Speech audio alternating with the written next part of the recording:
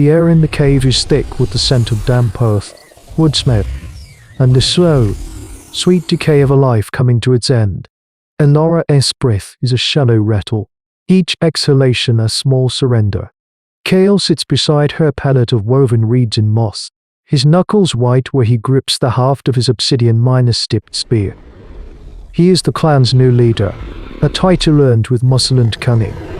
But the problem before him now has no clear enemy to face. The enemy is a whisper, a belief, a dying woman's final wish. Her eyes, clouded with age, find his. The song, Kale, she rasps, her voice thin as a dry leaf. You must take me. The Valley of Songs. Murmur ripples through the 20 souls huddled in the firelight. They are the Sky minus Stalin clan. Survivors nestled in the high rock galleries overlooking a world of giants. A world of living dinosaurs. This is their prehistoric life. A fragile existence balanced on the edge of a spear.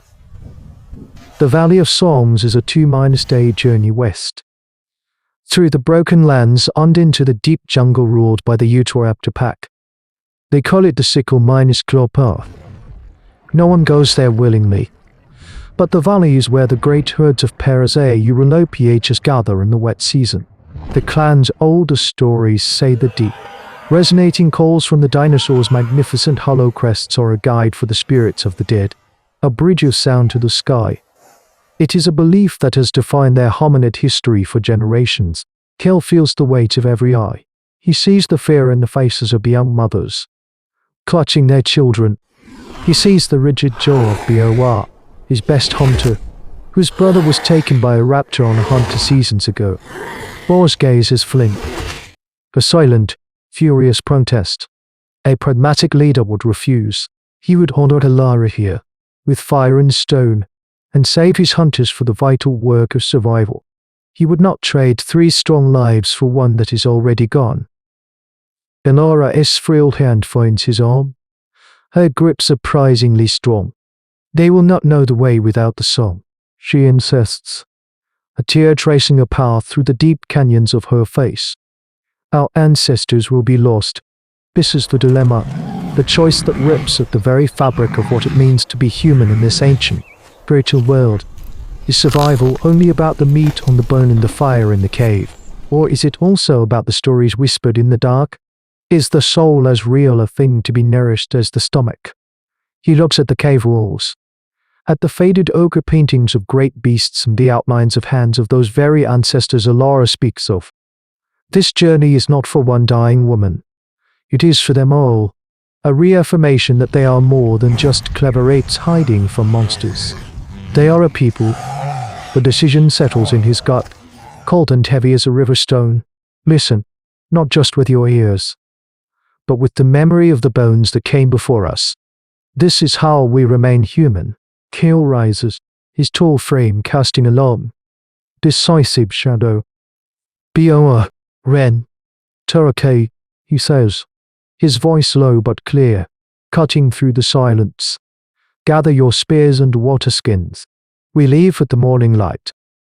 The morning mist clings to the ground as they descend from the high rocks, a ghost minus white shroud over a world of green and grey. Bor moves in the lead, his silence a palpable weight of resentment. Rin and Turake carry the front of the litter, a frame of sturdy branches and woven vines where Laura lies, her eyes closed. Kale takes the rear, his head constantly turning, his senses stretched taut. Every snapped twig, every rustle in the giant ferns, sends a jolt through his nerves. They are prey now. They have willingly walked out of their fortress of stone and into the abattoir. By midday, the landscape changes. The familiar scent of their own territory fades, replaced by the musky, reptilian odor of the lowlands. Here, the tracks are different. 3-stone, deep-set, with the unmistakable drag-mark of the creature's primary weapon. Bor holds, pointing with his spear tip to a scrape in the mud. He does not need to speak. The raised sickle claw, held aloft as the animal walked to keep it shut, leaves a signature no hunter can misread. They move slower now, a painful, shuffling crawl from one patch of dense cycads to the next. This is the core of the pack's hunting ground. Kale knows their only hope is intelligence, the one tool they possess that the raptors do not. He leads them towards the spine of a jagged ridge, a place of sharp rocks and unstable shale. It is a harder path, but one he has studied from the safety of the cliffs above.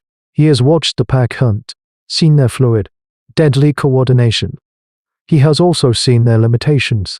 Their weight and speed make them masters of the open ground, but they are clumsy on treacherous footing. As they crest a small hill, Kale's breath catches.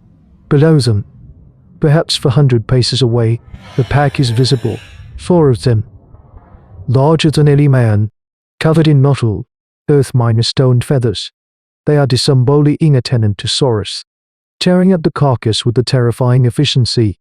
One of them looks up, its head swiveling with a bird-minus-like jerk.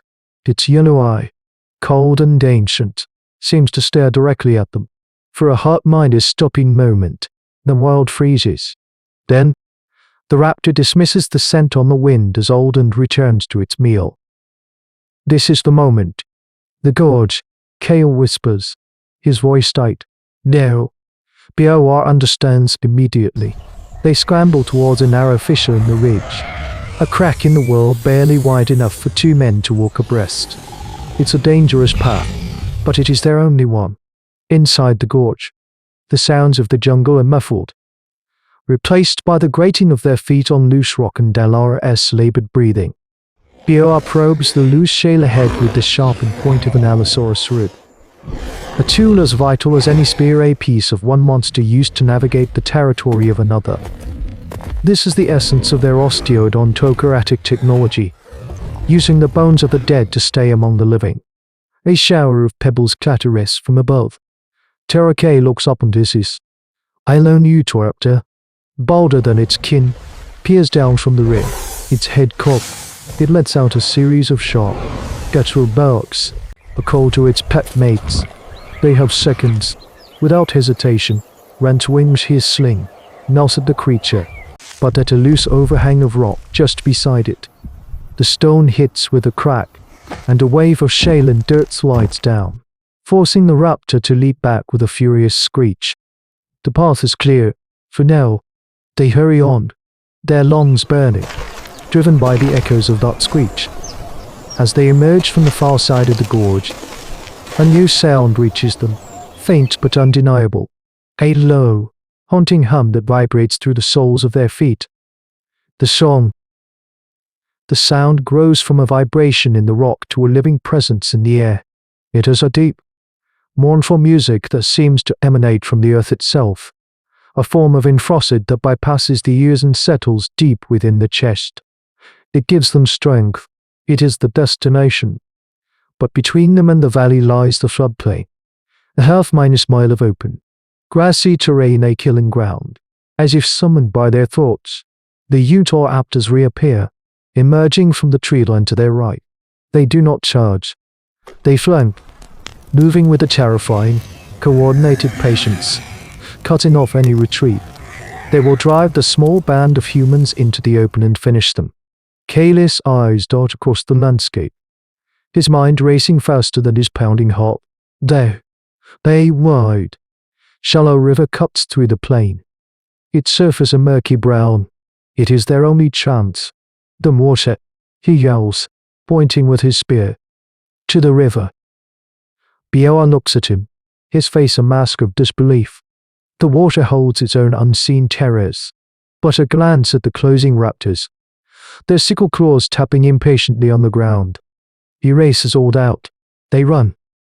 Their legs pump, muscles screaming in protest, the litter bouncing precariously between them. The raptors match their pace, effortlessly closing the distance. The late animal, a scarred veteran, lets out a piercing shriek and sprints ahead, angling to intercept. They will not make it. In a moment of pure, selfless instinct, Bor veers from the litter. He lets out a primal roar, a challenge hurled into the teeth of the predator. He doesn't charge it, that would be suicide. Instead, he sprints towards an old, dead tree lying near the riverbank, its roots exposed like the claws of some skeletal beast. The lead raptor, its small brain fixated on the most aggressive threat, changes course to meet him. This single act buys the others the precious seconds they need. Rain, Tirake, and Kale splash into the river, the cold water shocking their systems as they push the litter towards the deeper channel. Biawa reaches the deadfall, scrambles over it, and turns to face his pursuer. The raptor leaps, its killing claw extended. But as it lands, its foot snags in the tangled mess of roots. For one critical second, it is off minus balance. It is enough. Tail, waist minus deep in the current. Watches Biawa drive his spear into the creature's exposed flank. The raptor shrieks, a sound of fury and pain. M thrashes, freeing itself. It is wounded but not dead. It glares at Biawa, then at the humans and the river, before limping back to its pack. The other raptors halt at the water's edge, hissing their frustration. They are creatures of the land, wary of the deep. They pace the bank for a long moment. Then, with a final series of agitated calls, melt back into the jungle. They have survived. Shaking and bleeding from a gash on his arm, Biawa joins them in the water. They reach the far bank and climb the final ridge. Dio. The prehistoric world unfolds before them in a scene of impossible peace. Dozens of Parasaurolopiates stand in the valley, their magnificent crests catching the afternoon light. Their calls merge into a single, continuous chorus, a cathedral of sound. They lay Alara S litter down on a carpet of soft moss. The sound washes over her. The tension leaves her face. Her breathing eases. She opens her eyes one last time and looks at Kale, a faint, peaceful smile on her lips. Her breath leaves her in a final, gentle sigh, becoming one with the ancient psalm. Kale watches the last light fade from the valley, the air still vibrating with the dinosaur's chorus. This was not a hunt. This was not a battle for territory. It was something new. In a life defined by the brutal calculus of survival, they had risked everything for an idea, for a belief that a soul needed a song to find its way in the dark. This journey, born of a dying wish, became a defining act of their evolution. Here, in this valley, they did not simply defy the teeth and claws of a merciless world. They defied its meaninglessness. They chose to believe that the end of a life deserved more than the tearing of flesh. It deserved beauty. It deserved a final, resonant note. This impulse to carry their dying elder through a gauntlet of death to hear a dinosaur's song is the seed of everything that will follow. It is the first sketch of ritual, the first glimmer of faith, the first defiant declaration that human ancestors would not just survive in this world. They would fill it with a purpose of their own making.